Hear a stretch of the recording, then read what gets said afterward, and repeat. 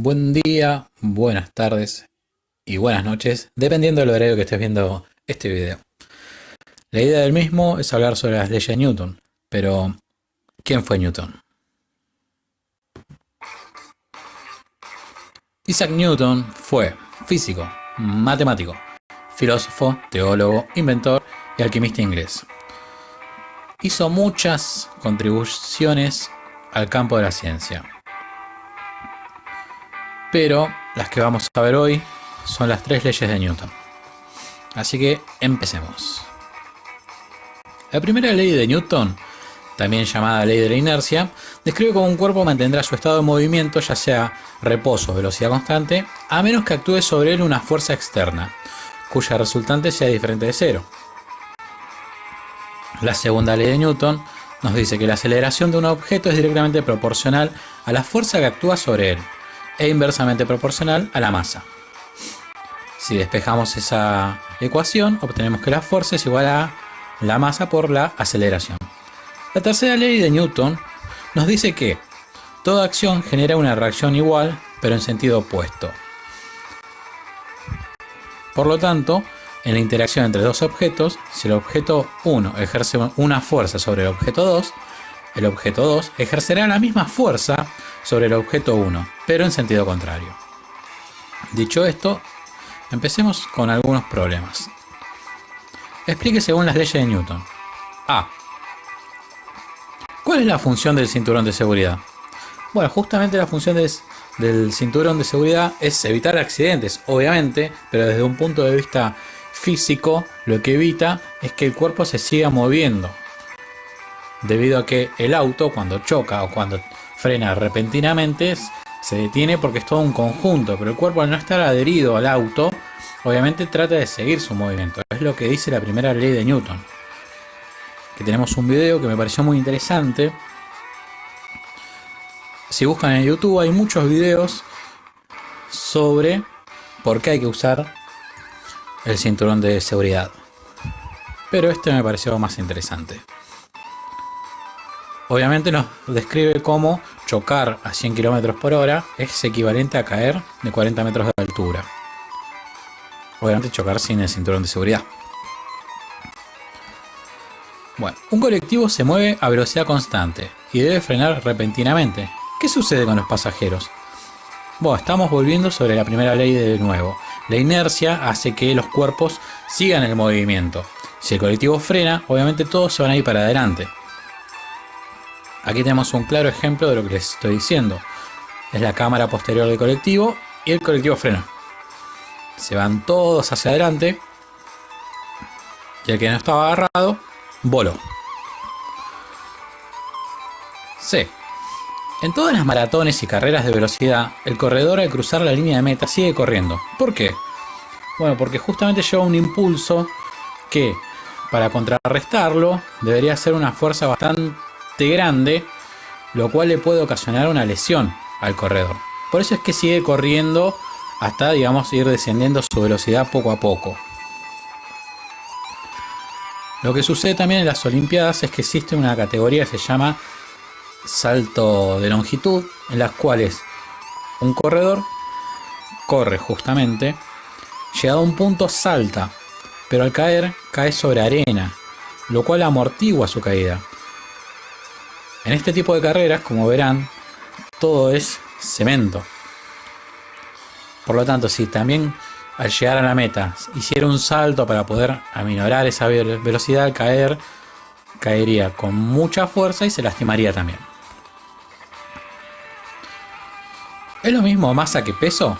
No, justamente no es lo mismo. La masa es algo inherente a cada cuerpo. ¿Está bien? Sin embargo, el peso depende de la acción de la gravedad sobre esa masa. La unidad utilizada para el peso y las fuerzas es el newton, que es kilogramo por metro sobre segundo al cuadrado. Las balanzas por lo general miden por comparación con otras masas conocidas. Así sabemos que un peso tiene tal magnitud. En cambio, las electrónicas se compone de un receptor de carga donde se deposita el objeto y la célula de carga mide la masa a partir de la fuerza sobre el receptor. Por lo tanto, sabemos que si en la Tierra algo pesa 100 kilos, en otro planeta va a pesar menos, incluso en la Luna también, debido a que el peso, recordamos, es debido a la gravedad. Problema 2. Un bloque en reposo comienza a ser tirado mediante cuerdas de masa despreciable por dos personas, como se muestra en la figura. Aquí está la figura. La figura está vista desde arriba. Entonces tenemos que hay una fuerza de 800 newton en un ángulo de 60 grados con respecto al eje X. La segunda fuerza de la segunda persona es de 600 newton en un ángulo de 45. Y el bloque pesa 90 kilos. Nos pide calcular la componente X e Y de la resultante de la fuerza ejercida. Esto quiere decir que sobre el eje X hay más de una fuerza que se está ejerciendo. Lo mismo sucede sobre los ejes Y. La fuerza resultante nos pide calcular la aceleración en cada eje, la magnitud de la aceleración total y su ángulo. Vayamos con el primer punto, la componente X e Y resultante de la fuerza ejercida. Volvemos con el gráfico para tener una referencia y descomponemos los vectores de fuerza en sus componentes por trigonometría. Con el coseno vamos a obtener el adyacente y la hipotenusa es justamente el vector de la fuerza. Despejamos el adyacente. El adyacente justamente va a ser la componente X de esa fuerza. Reemplazamos por los datos que ya tenemos en el gráfico. Tenemos 800 newton, que es el vector fuerza. El ángulo es 60 y al hacer la cuenta nos da un total de 400 newton. Tenemos la otra fuerza ejercida, que es de 600 newton, y el coseno de menos 45, porque está por debajo del eje Y. Eso nos da un total de 424,26 newton. Estos son solamente las componentes X de esa fuerza. Si las sumamos, vamos a obtener que la fuerza 1 más la fuerza 2, las componentes X, nos dan un resultado de 824,26 newton. Esta es la fuerza ejercida sobre el eje X. Pasemos al eje Y. Para trabajar con el opuesto, necesitamos el seno y despejándolo vamos a tener que quedar multiplicado por la hipotenusa. Volvemos a tener el mismo gráfico, pero esta vez vamos a utilizar el seno. Entonces tenemos la fuerza 1, que son los 800 newton, por el seno de 60, nos da un total de 692,82. Y la fuerza 2, tenemos los 600 newton por el seno de menos 45 grados, recordemos siempre eso. El resultado es negativo. Hacemos la cuenta, fuerza 1 más fuerza 2, obviamente estamos hablando de las componentes Y, y nos da un resultado de 268,55 newtons.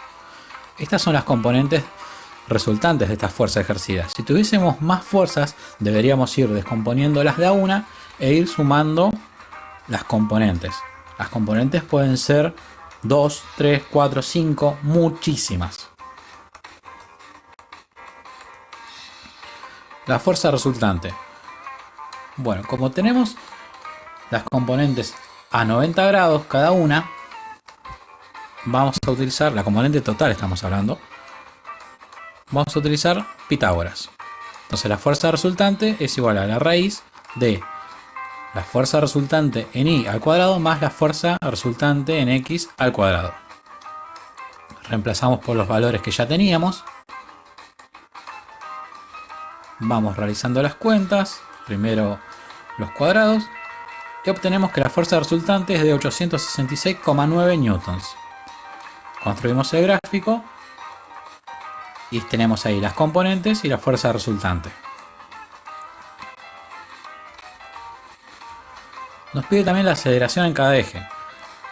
Recordamos que por la segunda ley de Newton la aceleración está dada igual a la fuerza sobre la masa. Tenemos la componente Y y la componente X resultante de cada fuerza. Son las que vamos a utilizar. Entonces, la aceleración en el eje X es la fuerza sobre la masa. La fuerza es 824,26 newtons sobre 90 kilogramos. Despejamos y nos da una aceleración de 9,15 metros sobre segundo al cuadrado. Recordemos que newtons es igual a kilogramos por metros sobre segundo al cuadrado. Se cancelan los kilogramos y nos quedan metros sobre segundo al cuadrado. Realizamos el mismo proceso para descubrir la aceleración sobre el eje Y y nos da que la aceleración es de 2,98 metros sobre segundo al cuadrado. La magnitud de la aceleración y su ángulo. Bueno, ya teníamos que la aceleración sobre el eje Y es de 2,98 y sobre el eje X es de 9,15. Al estar a 90 grados podemos utilizar Pitágoras para obtener la aceleración resultante. Reemplazamos por los datos, resolvemos y obtenemos que la aceleración resultante es de 9,62 metros sobre segundo al cuadrado. Y para obtener el ángulo utilizamos la tangente.